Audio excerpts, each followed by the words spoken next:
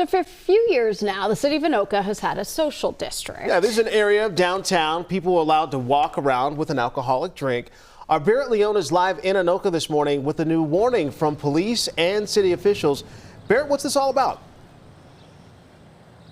Hey, good morning, AJ, Heather. A letter went out to local businesses about the social district, reminding them of the rules and talking about stricter enforcement, including jail time if those rules are broken. And it's got some business owners questioning if they still want to be involved in the social district. So here's how that social district works. People are allowed to take alcoholic beverages from participating businesses into much of the city's downtown area from 10 a.m. until 10 p.m. Those drinks do have to be in special social district cups. However, 10K Brewing owner Jesse Hoff says a letter that he and other business owners recently got from the city is a little concerning. It details harsh consequences, including up to $1,000 fines and jail time for drinking in the district after hours. According to the letter, enforcement will be done by police in plainclothes officers, with businesses themselves being held accountable for repeat violations. Hoff says the letter felt a little too aggressive, which is why he says his business soon won't be taking part.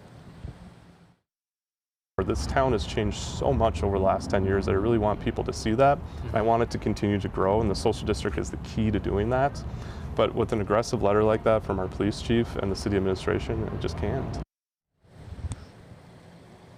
And Anoka's mayor tells us that the letter is more of a reminder. It wasn't prompted by any major incident or event, rule breaking here in the social district. And he says that consequences like jail time most likely will not need to be issued. All right, well, we'll see what happens there, because they said it has been really successful It's been very popular, over the past few years in the summers out there. All right, Barrett, thank you. Take it to the live desk now. So Maria Lisignoli is following the upcoming race for governor, including some new priorities from Senator Amy Klobuchar. Yes, that's right. Democratic U.S. Senator Amy Klobuchar laid out her priorities on Sunday for the first time since announcing her candidacy. Klobuchar discussed proposals to modernize outdated tech and streamline the permitting process for builders. She also laid out her plan to combat fraud, saying she wants to strengthen criminal penalties, block payments to anyone convicted of fraud, and audit government agencies on day one. Change the way government works to stop fraud before it starts, so people who genuinely need help, and there are many of them, and rely on these programs can actually get it.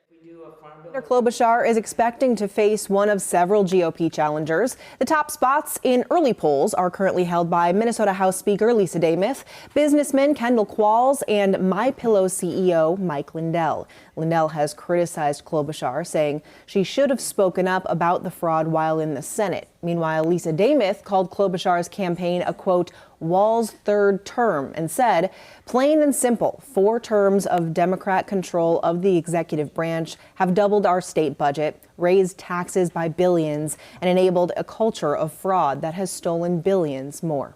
AJ, Heather. And the race is only getting starting to heat up right now. Maria, we appreciate that update. President Trump says the U.S. will launch an effort today to guide stranded ships. This is from the Strait of Hormuz. So this is a social media post that the president said. He said neutral and innocent countries have been affected by the war in Iran. He wrote, quote, we have told these countries that we will guide their ships safely out of these restricted waterways so that they can freely and ably get on with their business. According to Iran state media, the country's latest proposal calls for issues between Tehran and the U.S. to be resolved within 30 days, and it aims to end the war rather than extend the ceasefire. Here's a look at those gas prices as of this morning. Nationally, look at that average, sitting at $4.46 a gallon. It is a little bit cheaper here in Minnesota at $4.05, but compare that to a month ago, $3.57 a gallon. Still a ways off from any record-setting prices. Gas was most expensive here in Minnesota in June of 2022, when prices hit $4.76 per gallon. High prices aren't just at the pump. Minneapolis Fed President and CEO Neil Kashkari was on Face the Nation yesterday, and he said that the Federal Reserve is closely watching the war and inflation data, and that it's a big part of what will guide them when it comes to decisions about interest rates. Kashkari says that the economy could take a real downward shift if the conflict continues. The challenge the Fed is facing right now is really about uncertainty of the outlook for inflation, which stems back to what happens in the Middle East. And it seems like there's a great deal of uncertainty about the path ahead, from what I can read. Now, Kashkari added that there is too much uncertainty in the Middle East for him to feel comfortable saying a rate cut could be in the cards.